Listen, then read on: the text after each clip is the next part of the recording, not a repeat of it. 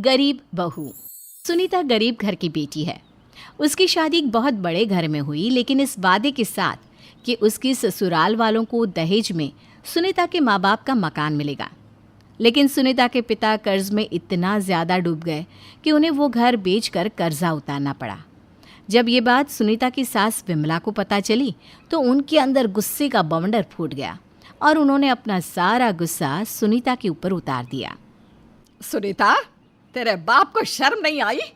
उसने वादा किया था कि जिस घर में रहता है वो घर मेरे बेटे कौशल के नाम कर देगा, और अब चुपचाप उस घर को बेचकर भाग गया।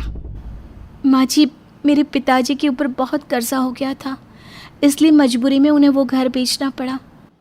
अब अपने बाप के कारनामों की सफाई मत दे। लेकिन उस घर का पैसा तेरे बाप ने नहीं दिया तो वो पैसा मैं तुझसे वसूल करके रहूंगी। आज के बाद घर का सारा काम तू करेगी और इस घर में नौकरानी बनकर रहेगी, समझी? अब सुनीता घर का सारा काम करती है, लेकिन फिर भी उसकी सास और ननद शिल्पा उसे पेट भर खाने को भी नहीं देते। शिल्पा का पति विनोद भी उसी घर में रहता है। वो सभी मिलकर सुनीता के ऊपर बहुत अत्याचार करते हैं। एक बार सुनीता का पति 2 दिन तक घर नहीं आया। सुनीता, भैया कहाँ है? वो पिछले 2 दिन से घर नहीं आए। दीदी, मुझे नहीं पता कहाँ है वो। मैं खुद रात भर जाकर उनका इंतज़ार करती रही। पति रात भर घर पर नहीं आया और पत्नी को कोई परवाह नहीं। हमें नहीं बता सकती थी? दीदी, मैंने रात भर उनको कॉल किए और जीजा जी को भी उठाने आई थी, लेकिन आप दोनों नहीं उठे तो मैं अपने रूम में चली गई। अरे वो दोनों नहीं उठे तो मुझे उठा देती। न जाने किस हाल में होगा मेरा बेटा। देख लड़की, कान खोल कर सुन ले, अगर मेरे बेटे को कुछ भी हुआ ना तो मैं तुझे भी जिंदा नहीं छोड़ूंगी। माँ जी, ऐसा मत कहिए, शुभ शुभ बोलिए, उन्हें कुछ नहीं होगा। करमजली, तेरे होते हुए इस घर में कुछ शुभ हो ही नहीं सकता। न जाने कौन सी मनहूस घड़ी थी जब मैंने अपने बेटे की शादी तुझसे करवाई। सब लोग सुनीता को ताने मार ही रहे थे कि तभी सुनीता का पति कौशल शराब पीकर वहां जाता है। अरे बेटा कौशल, क्या हुआ तुम्हें? तुमने शराब पी है? क्यों बेटा? कौशल जी, आप ठीक तो है ना? आज से पहले तो आपने कभी शराब नहीं पी, आज क्यों पी आपने? माँ, हम बर्बाद हो गए। हमारे ऑफिस के किसी वर्कर ने सारे पैसे बैंक अकाउंट से निकाल लिए। मैंने पुलिस को भी बुलाया लेकिन कुछ पता नहीं चला। पुलिस का कहना है कि यह काम हमारे किसी करीबी ने किया है। विमला अपने बेटे को सहारा देने की जगह सारा इल्ज़ाम अपनी बहू पर रख देती है। सब कुछ इस मनहूस की वजह से हुआ है। जब से इस घर में आई है तब से कुछ ना कुछ बुरा हो रहा है। कौशल बेटा, अगर इसका बाप अपना घर तुम्हारे नाम कर देता तो आज ये जो मुसीबत आई है हमारे सर पर, कम से कम वो तो ना आती। इसके बाद सब अपने अपने कमरे में सोने चले जाते हैं। देर रात घर वालों को किसी की चिल्लाने की आवाज़ सुनाई देती है। सभी किचन में जाकर देखते हैं तो वहाँ पर सुनीता और विनोद होते हैं।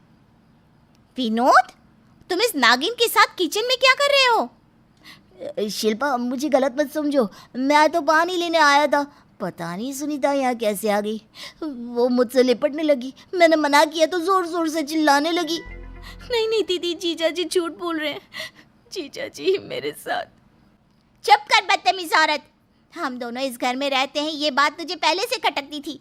अरे हमसे शराफत से बोल देती कि यहाँ से चले जाओ तो हम चले जाते। ये सब नौटंकी करने की क्या जरूरत थी? दीदी, कौशल जी, मैंने कुछ नहीं किया, मैं बेकसूर हूँ। जीजा जी मुझ पर झूठा इल्जाम लगा रहे हैं।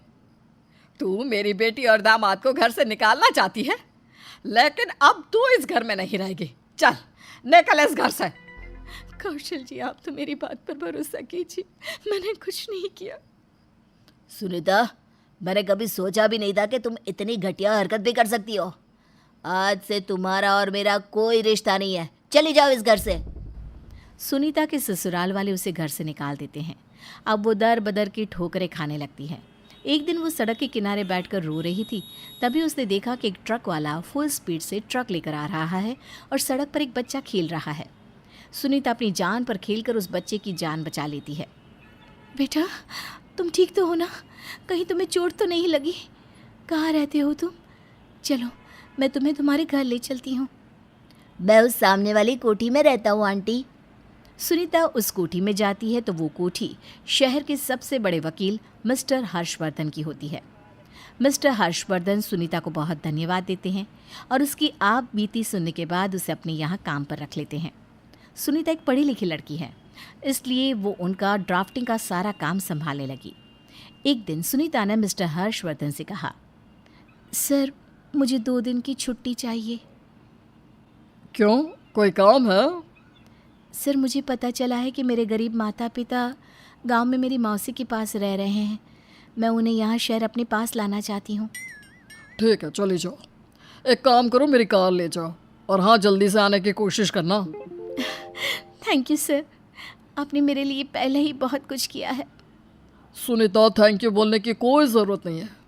तुमने मेरे बच्चे की जान बचाकर जो उपकार मुझ पर किया है, उसका एहसान मैं इस जन्म में तो चुका ही नहीं पाऊंगा। सुनीता अपने माता पिता को घर ले आई और उनके साथ रहने लगी। अब सुनीता बहुत मेहनत से काम करने लगी। वो मिस्टर हर्षवर्धन के साथ मिलकर केस भी डिस्कस करती। काम के साथ साथ उसने वकालत की पढ़ाई भी पूरी कर ली। एक दिन मिस्टर हर्षवर्धन सुनीता से कहते हैं, सुनीता, पीए ने मुझे बताया कि कई दिनों से एक माँ बेटे हमारे ऑफिस के चक्कर लगा रहे हैं। उन्हें किसी केस के सिलसिले में बात करनी है, लेकिन उनकी हालत बहुत ख़राब है। मुझे नहीं लगता कि वो हमारी फ़ीस दे पाएंगे। हाँ सर, ये बात तो पीए ने मुझे भी बताई।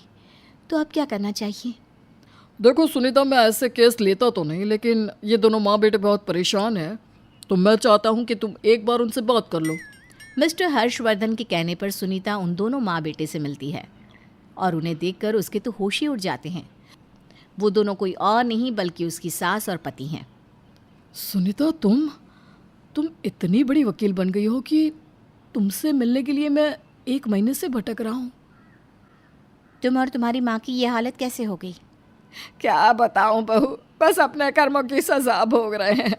हमने जो तुम्हारे साथ किया वही हमारे साथ हुआ। माँ जी, पहली बात, मैं आपकी बहू नहीं हूँ, एडवोकेट सुनीता हूँ। बस आप ये बताइए कि हुआ क्या है? सुनीता, ये सब कुछ दीदी और जीजा की वजह से हुआ है। उन्होंने ही मेरे ऑफिस के अकाउंट से सारे पैसे निकाले थे और उन्होंने ही तुम्हारे ऊपर झूठा इल्ज़ाम लगाकर घर से निकलवाया था।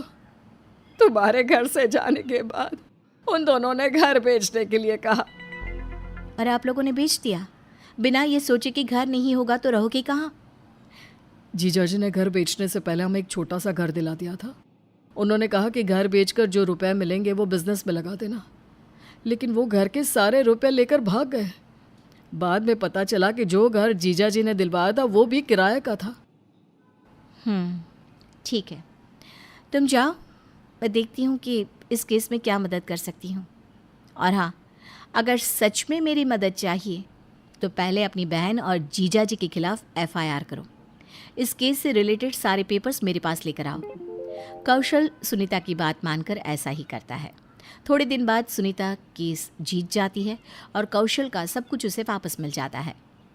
सुनीता, मैं इस काबिल तो नहीं कि तुम मुझे माफ़ कर सको, लेकिन हो सके तो प्लीज़ मुझे माफ़ कर दो और घर वापस चलो। हाँ बहू, हम दोनों शिल्पा और विनोद की बातों में आ गए थे। सुनीता अपने पति और सास की बात सुनती है तो उसे पुराने दिनों की याद आ जाती है कि किस तरह उस पर अत्याचार हुए थे। लेकिन आज उसके पति और सास की आंखों में पछतावे के आंसू हैं।